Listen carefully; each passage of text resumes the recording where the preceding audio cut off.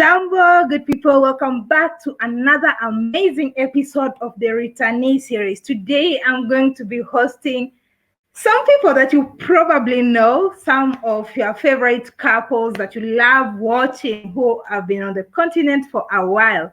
So I will just let them introduce themselves. But before then, hit the like button, share out this video with your friends, family, colleagues, so that you can all enjoy watching this video.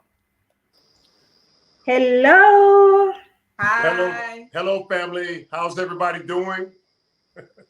All good, all good. All good. Introduction. I don't even know if I should introduce you, but I don't even know who does it. Like, who doesn't know the Black Echoes of the Gambia?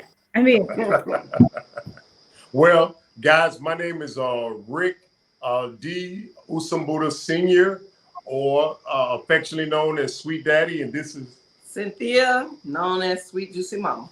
And we've been in the Gambia for about 4 years and counting. We left America. We escaped America for the African continent, and we're having a blast. And we're so excited to be here.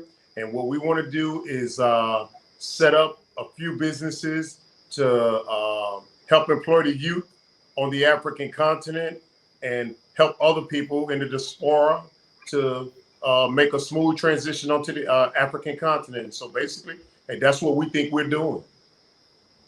all right. For those who don't know, what is Black Echoes of the Gambia? Okay. Oh, you want to answer that, Sweet Mama? No, you go ahead. My eyes are burning too. Okay. Black Acres of the Gambia, guys, is located in C4. It's growing. It's right off the river, and across the river, you're into Senegal. But what we're doing out there is we're growing our own fruits and vegetables and livestock, and we also are adding on values once we purchase machinery. It's basically a little chocolate city consisting of Black man, Black woman, and Black babies. That's what Black Acres of the Gambia is in a nutshell. You always use that statement a lot. Why? I always use what? That Black man, Black women, Black baby. Yeah, you always see that a lot. Okay. Well, that's what it's all about. I mean, we always keep asking ourselves, hey, how can we do this and how can we do that?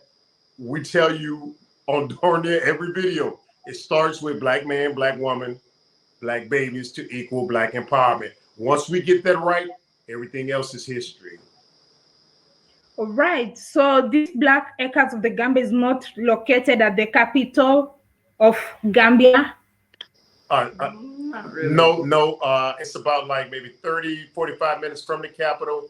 It's in a little small rural area of about 15,000 people right now, but that's going to explode very soon. But it's about like 15,000 people in a little rural area called C4, SIFOE, C4.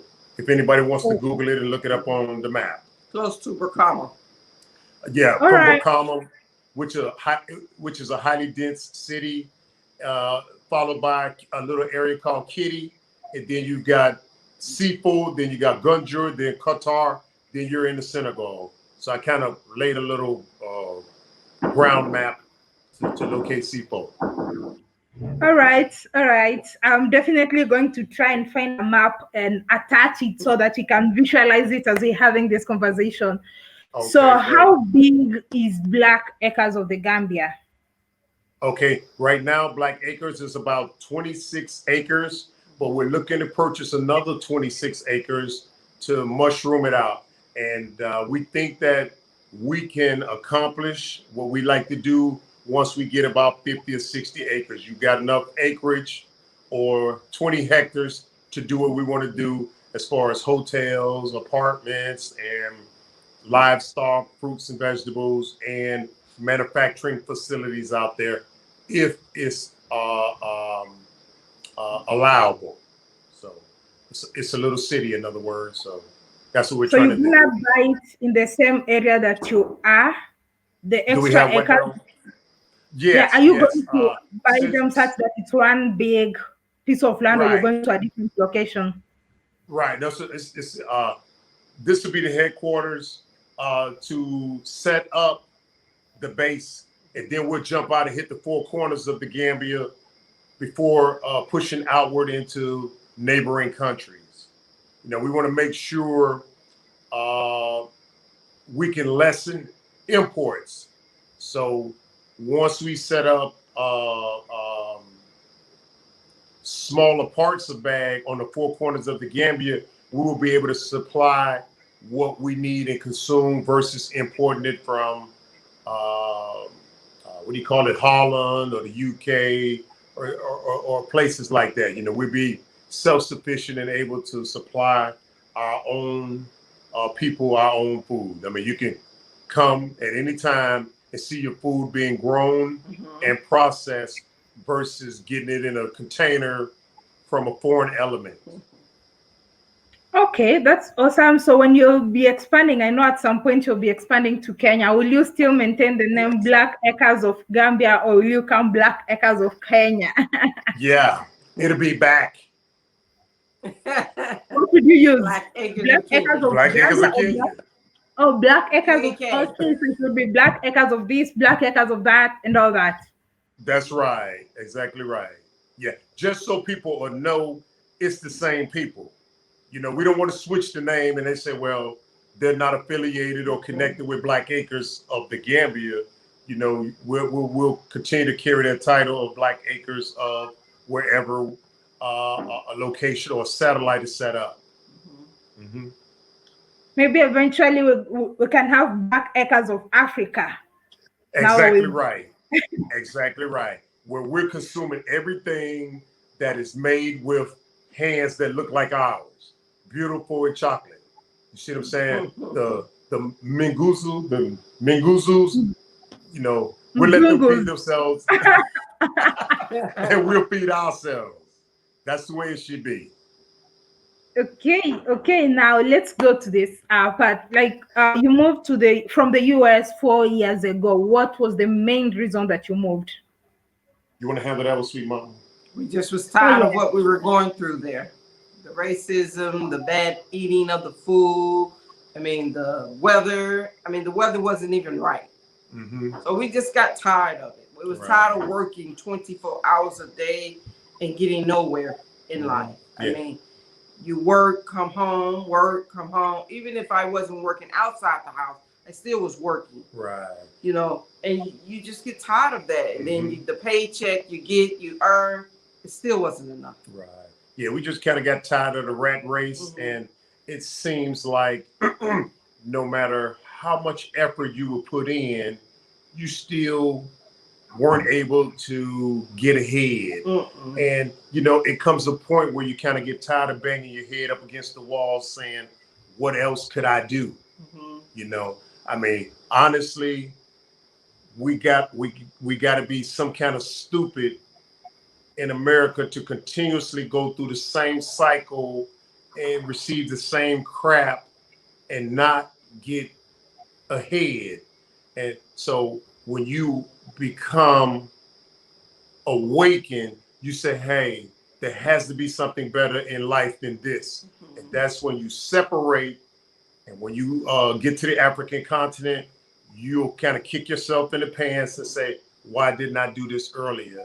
And so people that are watching the video who are delusional, that are thinking we just have to work harder, or we just have to vote, or we just have to pray more, and all that ludicrous stuff, you're lying to yourself. Stop lying to yourself, okay? Stop lying to yourself. It's never going to work. And I like to think that I'm a positive person.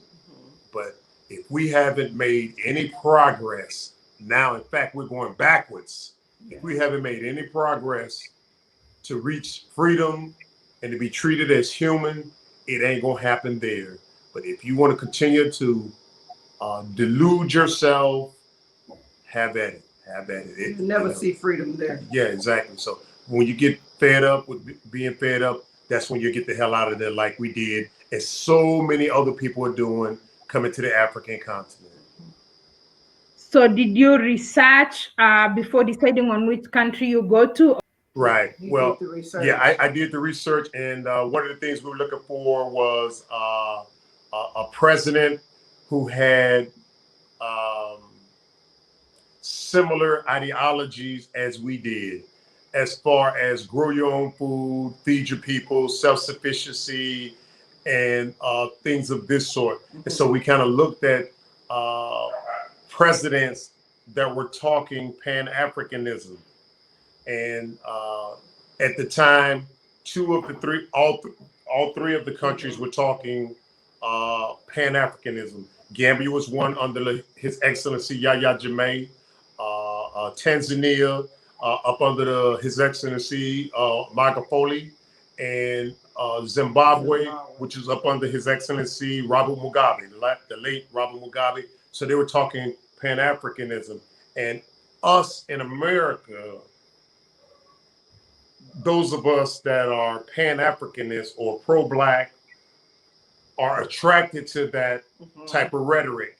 And so when leaders start saying, hey, let's feed our own people, let's do this, we're attracted to that. And so we were attracted to what these three leaders were saying. And so we topped it off with a visit to Gambia, and we liked what we saw. And so, 6 months later, we moved here. And so we don't have any regrets. I mean, what happens, happens. Exactly. Have you ever gone back since you left? We did go back in 2018. We had to pick up the rest of our things that was in storage at that time because we had them in there for 2 years. So we went back, got those things, seen family, did other things, and we hadn't been back since 2018. Right. We had some a death in the family, your mother. So we went back to pay tribute. And let me jump in here now. Right now we're having having some electrical issues, so the lights are kind of flickering in and out. So if it does cut off, give us a chance to run and start at the generator, then we'll reconnect and resume, okay? If it goes out. All right. Okay. But yeah, we went back, and right now I would like to go back to get equipment, vehicles, supplies, but we are concerned if we went back, we wouldn't be able to get out. It's like, have you ever been in prison, Tigress? No. Never? I wouldn't want to be. Really? You've never been in prison? What you like to do? Well, anyway, you should try. You might like it. But anyway. No. Okay, but anyway, no problem. Once, because I've been locked up quite a bit, you know what I'm saying? But once you get locked up, or you're in prison, or you're in captivity or slavery, once you get out, you don't want to go back in. You see what I'm saying? And so we liken that with America. Once you get out, you don't want to have to go back in. You understand what I'm saying? And so even though I'd like to have this equipment and vehicles and things of this sort, we don't know if we want to go back in there, because we might not possibly be able to get back out. And so I don't foresee us going back anytime soon. Even though I'd like to go to get that equipment, we're looking at other avenues, or maybe people sending it to us. We send them some money and they ship it to us, or family that's there. And this is way down on the totem pole. Family that are there, maybe shipping it to us. We know the likelihood of that happening ain't. So we're looking at subscribers and YouTubers that are moving to the Gambia to maybe make room on their containers, and we can, start bringing in bits and pieces of stuff that we want. Oh, awesome. So when you went back to the US, did you ship your items to Gambia, your cars and all that? How much does it cost to ship? Yes, we did ship them at that time. Those the last two that we had, 2 containers, and it was about maybe 3,000 to 4,000 per container. And once you ship it, or once you get here into the Gambia, to clear that container, it's another probably 1,500 to 2,000 to clear. And we packed it a lot better than we did. Yes, the first 2 40-foot containers. I mean, we had so much space in there. We probably filled up 50% of the 2 40-foot containers. But when we did it the second time, we went back in 2018, we packed them a lot better. You could barely see in the containers. So we did a much better job. So do you think it's cheaper to ship items than buying the items that someone needs in the Gambia? I personally, I believe that is the case. If you ship, especially if you're business oriented, you know, and we were business oriented, so we sent a lot of business equipment. If we didn't send that business equipment, we wouldn't be able to find some of this business equipment here. Because we sent 2 pieces of equipment that cleans carpet or couches or mattresses that's mounted inside of a vehicle. And we're being told that that is the only piece of equipment like that in the Gambia. Yes. And we're starting to hear people say in West Africa. And we're starting to hear people say in South Africa. And so we're like, hey, why is this equipment not on the African continent? Right. You understand what I'm saying? So we sent equipment like that and other types of equipment that if we didn't bring it, we wouldn't be able to find it on the continent. So I would recommend any kind of business owners, if you got any kind of business equipment or vehicles that is a necessity for operating your business, send it.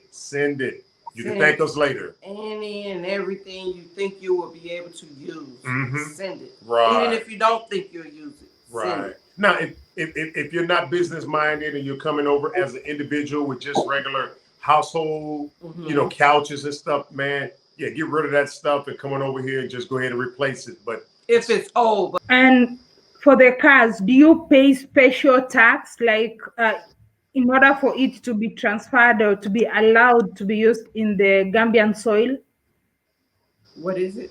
The vehicles, now the vehicles that we sent 2 vehicles over, and depending on the year of the vehicle is how they, I guess, schedule how much you have to pay. And so our vehicles were older models, and I don't think we had to pay that much. Either all that, like I said, once it's between to do that container, if that vehicle's in there, they're going to charge you. All that is between $1,500 to $2,000.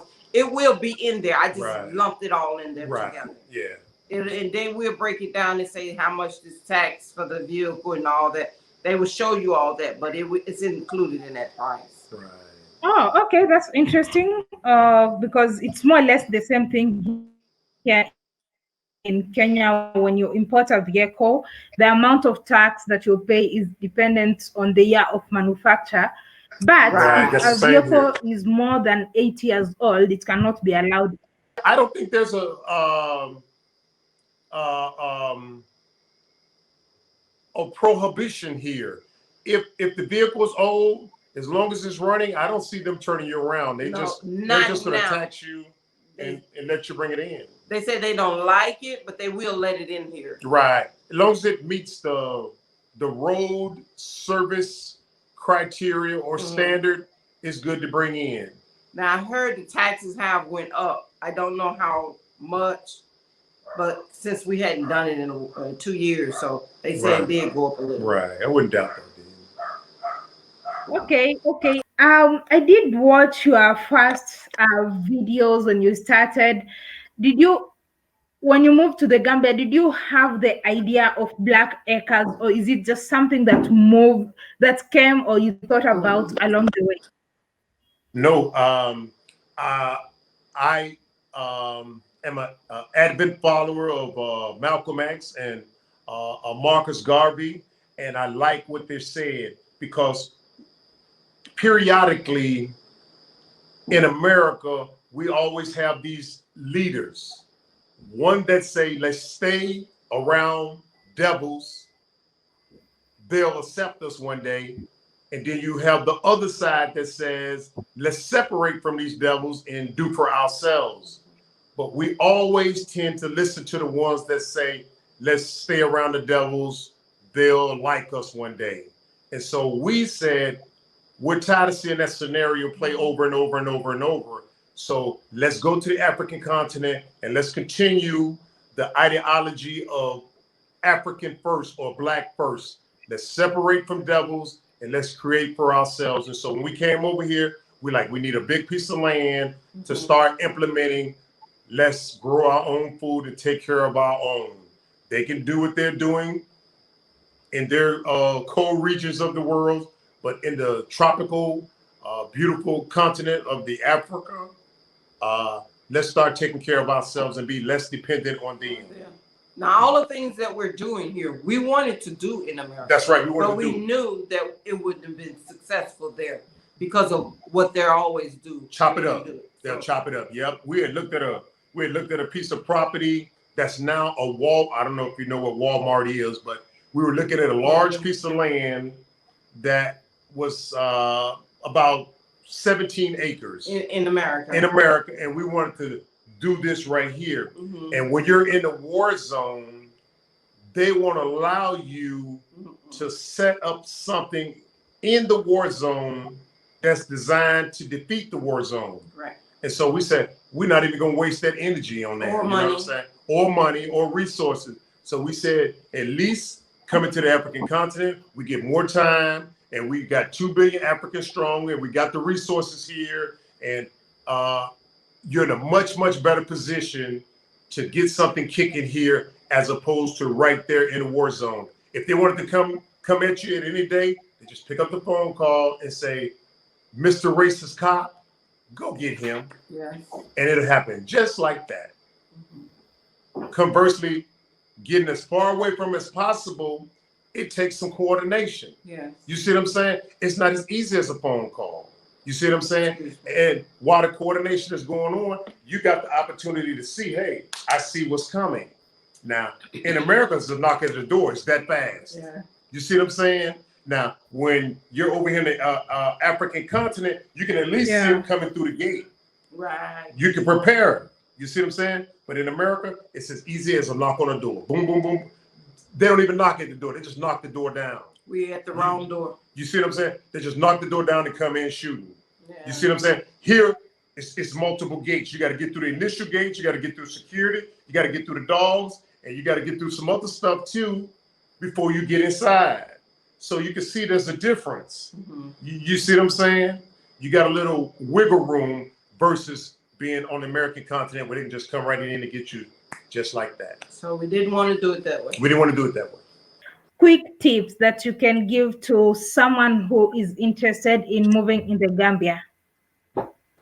Any tips? I would say yes. Come visit first. Come and see exactly what you want to do here versus, just, I don't know, just coming for a visit. That's what I would say. Do come for that visit. You'll know exactly what you want once you get here. Right. What you want to bring if you decide you want to move here, what you want to bring, a vehicle, if you want to just live here and not build here. You can probably, rent. You would know exactly what you want once you come here. Right. And that's what I would say too. When all is said and done and you've done your research and you've talked to people that are on the ground that you perceive as trustworthy, you should cap that off with a brief visit to verify for yourself, because you cannot live your life through the eyes of others. You got to live your life for yourself. And so when you come over, you get to see stuff through your own eyes and say, okay, this is it or this isn't it. Let's keep looking. So again, like Sweet Juicy Mama said, answer, a brief visit will answer 99.999% of your questions. So come for a visit. All right. So simply don't pack your bags one way and you're like, I'm here. Right. Some people are. Some people are now. They feel we put enough content out there that they can make a decision, and they're taking a leap of faith. Now they're better than us, but had people given us the content that we put out there, we probably would have came to, because we say, hey, you answered everything. You know what I'm saying? The rest is on us. Are we gonna do this thing or not? It's about 5 families that I know are coming here without visiting. They're just sitting containers without visiting, and they said they're ready to move. Yeah. So wow. Yeah. We're here to help them now. Yeah, we're here to help them. All right, all right. It's been a pleasure having this conversation. It's quite interesting. Like, it's always a pleasure chatting with you. I follow a lot on what you're doing at the Black Acres of the Gambia, and I can't wait to see how big it grows. Maybe I'll be part of the Black Acres of Kenya. It's coming. It's coming. It's coming. Yeah. Okay, It's coming. okay. So, briefly tell us about your channel. For those who are interested, they would go and check out your channel. It's the Black Acres of the Gambia. Go to our YouTube. We have our email, a Gmail account, Cynthia@gmail.com. And you can find anything and everything you want to know about us. All right. And guys, not only do we, and I can't figure it out. Mm-hmm. You know, you could put a video out there that got like 200,000 views, and where those 200,000 subscribers? You know what I'm saying? Come on, guys. Thank you. Thank you for that question. Like, someone does who keep watching, and they don't subscribe. Like, come on. What's going on? Hit the button. Hit the button. Hit the like button, guys. But anyway, what we like for you to do, if you're watching this video and you like the content, even if you like the content, wait a minute. Even if you like the content, like, can you see? Yeah. Even if you like the content that much, guys, subscribe. Let's help both channels to grow exponentially. You know what I'm saying? I'd love to see us in African Tigress at 100,000 subscribers by the end of this year, guys, because the content. What the? We're going to get there. Because the content is that great. Yeah. The content is that great, guys. So I think, honestly, you should share the videos, promote it to your friends, promote it to your family, talk to your co-workers. Hey, guys, let's get both of these channels to grow exponentially so we can increase our content and do more collaborations. And let's get to 100,000 subscribers by the end of this year. We're going to get there. I hope everybody is listening. Thank you so much. It's been a pleasure. Thank you. Thank you so much for watching that amazing episode. I hope you enjoyed. Like we said, and I say, don't forget to like, share, and subscribe. Check out their YouTube channel in case you want to know more information about investing, building. It's quite interesting to follow their journey. No boring day. Anyway, until next time, kwaheri. Why, double C, why, oh.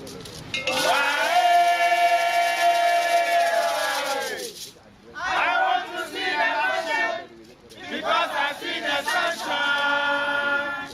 Why?